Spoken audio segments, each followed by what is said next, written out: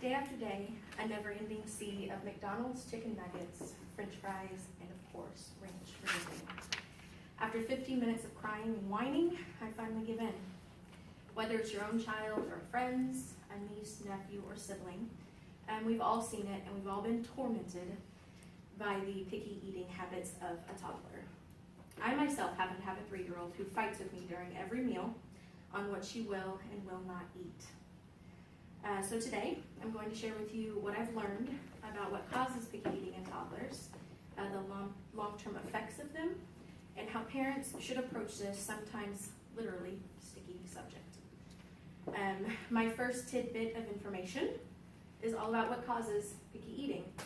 The newness of food is one reason toddlers can become picky eaters. They are learning new skills when they hit about the age of 2. They're walking, they're talking, jumping and climbing.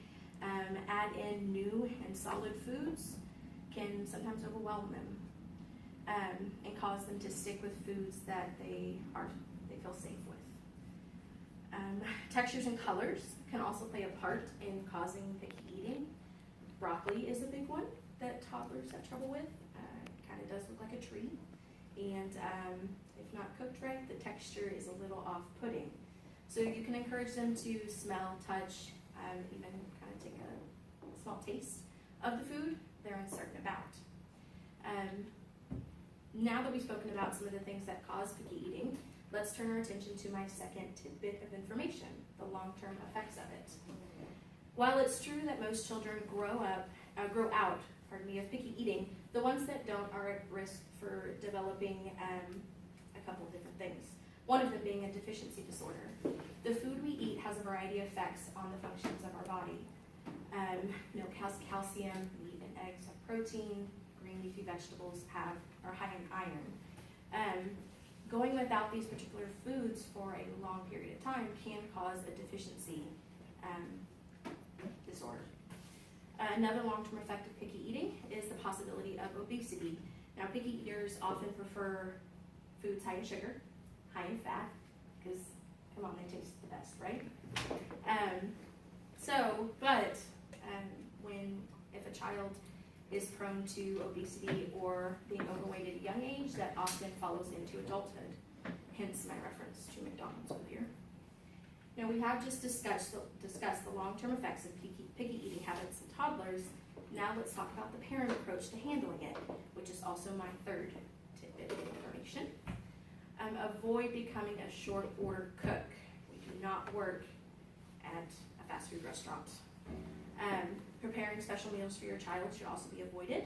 It may be easiest just to make them something they like or something you know that they're going to eat, but you're not helping them in the long run. But do make sure that at each meal there is something they know and that they like, so they are going to be at least interested in eating. Also give them the rest of what the family's eating, and in toddler-sized portions. You have to remember that between the ages of 2 and 4 or 5, their stomachs are about the size of their clenched fist, so very, very tiny. Eventually, these choices will become as liked and familiar as their favorite chicken nuggets.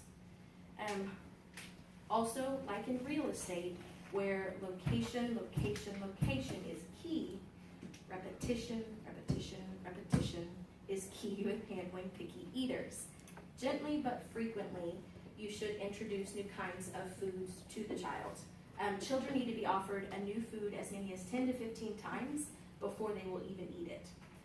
So even if it's the 10th time that tree-like broccoli has stayed untouched on their plate, keep at it, don't give in.